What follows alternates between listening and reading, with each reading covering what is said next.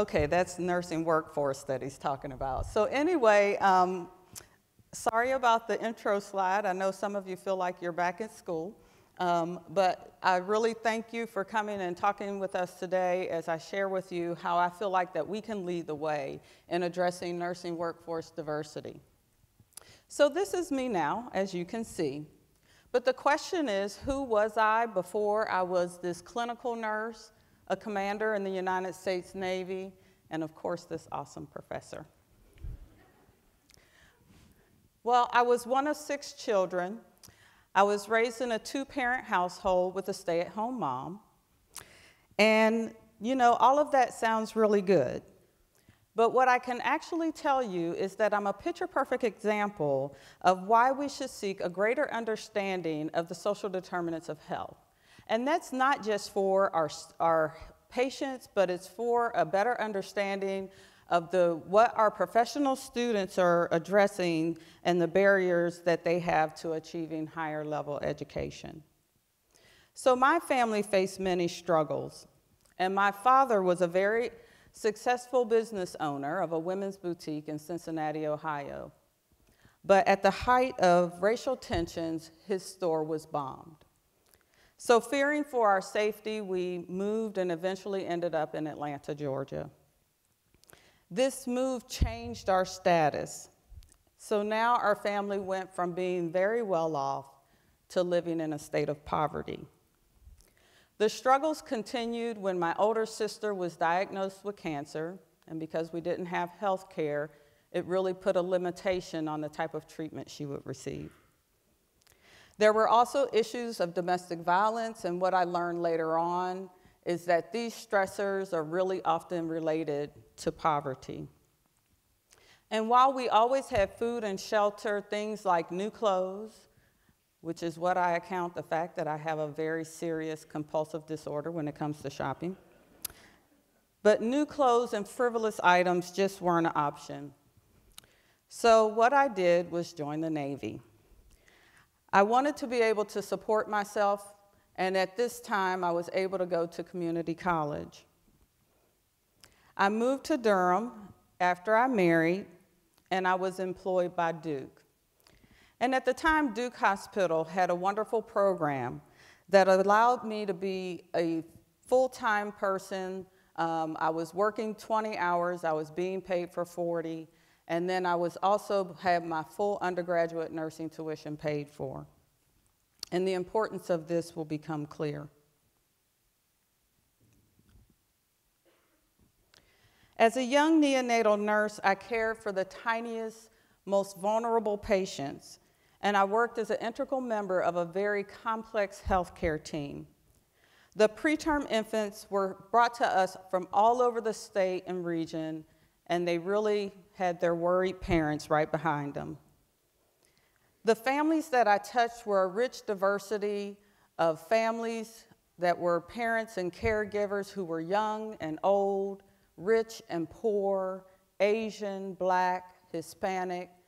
It was really, truly a tapestry of diversity that resembled the world that we live in.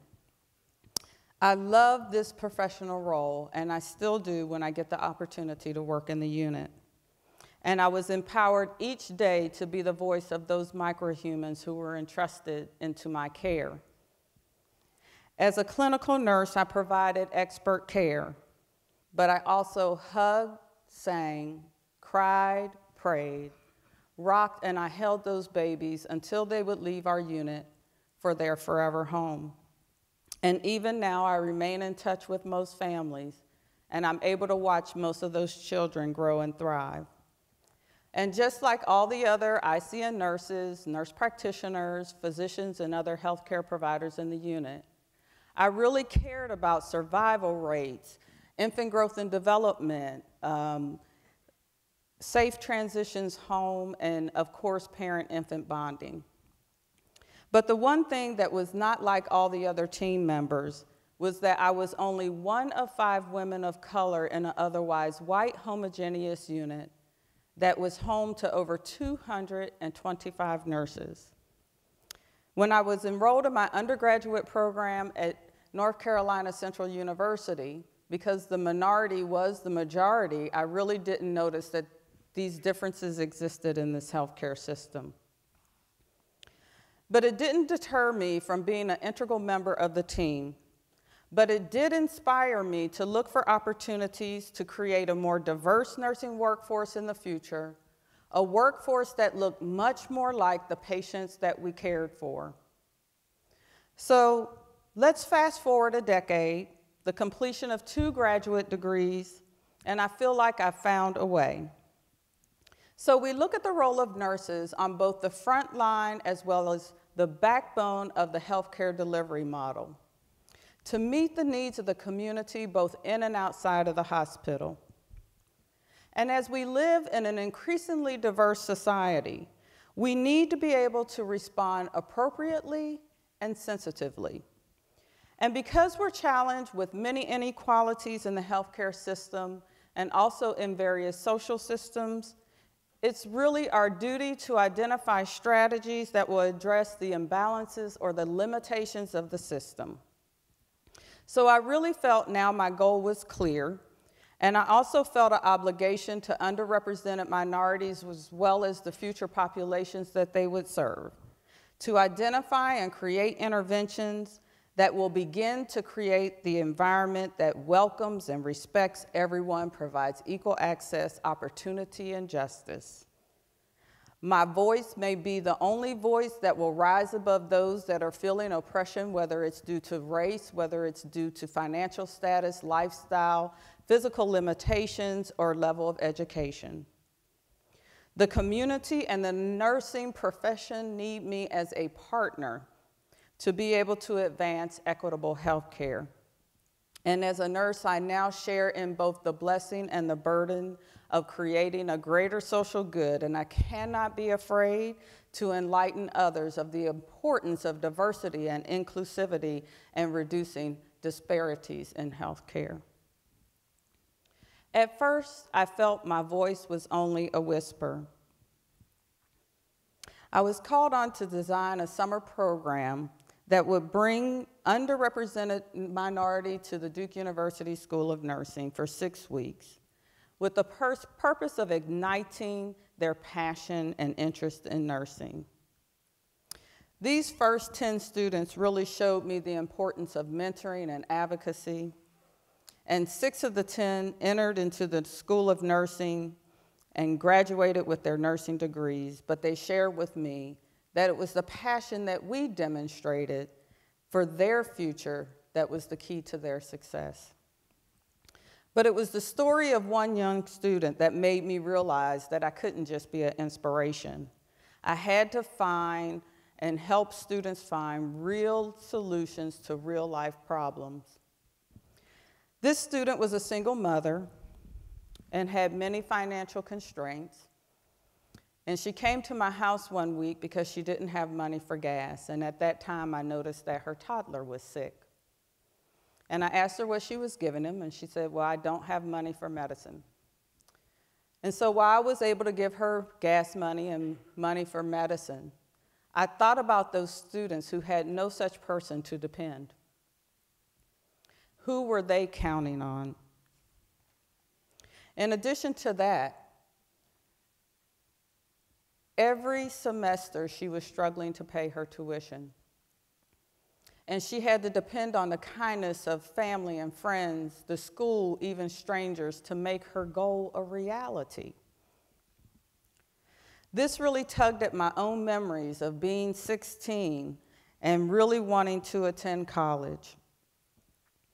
I was a high school graduate at 16. I was academically gifted, but it was just because of the situation my family was in that I was unable to attend at that time. The decision I made to join the military was in part to provide funds for that, but I also wanted to be able to support myself independently. The educational support was there, but as a young enlisted seaman, I couldn't afford the cost of living, and I worked many extra jobs to maintain. So now it was clear that my voice had to become louder in order to address these real-life challenges my students were facing. My vision is to see a healthcare system where the diversity of a nursing workforce is as similar to or matches the diversity of the communities we serve. And while you might be sitting there saying, why is this so important, I will tell you that we have some strong supportive evidence from not only the Institute of Medicine and AACN, which is the American Association of Colleges of Nursing, but there are various other stakeholders that agree that there is a strong relationship between a culturally diverse nursing workforce and the ability to provide quality, culturally competent care. And by failing to have nurses that resemble the diversity of the communities they serve, they have many who are left feeling excluded from a system that already seems very distant and uncaring.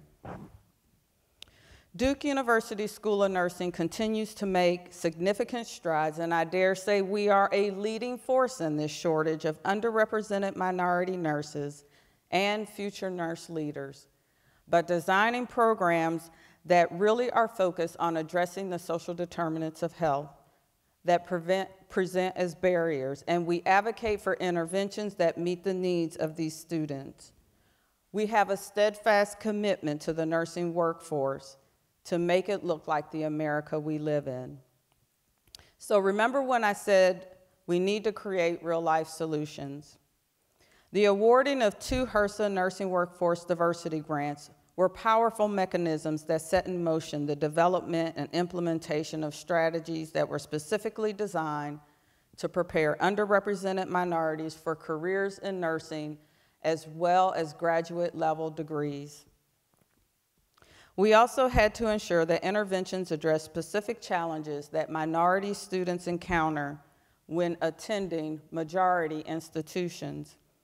Feelings of loneliness and isolation were 2 of the most identified barriers. So it was really important to have mechanisms in place that would address these students not only academically, but also socially and emotionally. So a social worker, along with other institutional support systems like Duke Student Wellness and Duke Reach, addresses areas that are beyond our capacity as faculty. And while I serve as a main academic coordinator, it is the support of our entire faculty that has made this program a success. 31 students have completed the summer program, and 21 who matriculated into our Accelerated Bachelors of Science and Nursing program all successfully completed the program and are working in healthcare systems across the United States. These students are now focused on continuing their education and are now moving into master and doctoral level education with the goal of returning to communities that are underserved and have underrepresented populations. So what I'd like to leave you with right now is a call to action. In order to diversify the nursing workforce, it takes more than a single strategy and a few schools committed to the cause. The only way that we will achieve equity in this area is for all health professions to ask the question of what steps they're taking or how they're contributing to improving the gap between the number of minority healthcare providers and the number of minorities in the populations or the small communities that we serve. And I assert that enhancing and creating an environment that is supportive and inclusive is each of our responsibility. While my world is healthcare, your world can be wherever you work, live, or play.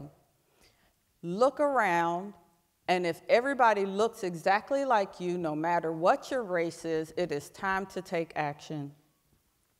If you hear a voice, even a whisper, be sure you listen and act. It could make all the difference in the world. Thank you.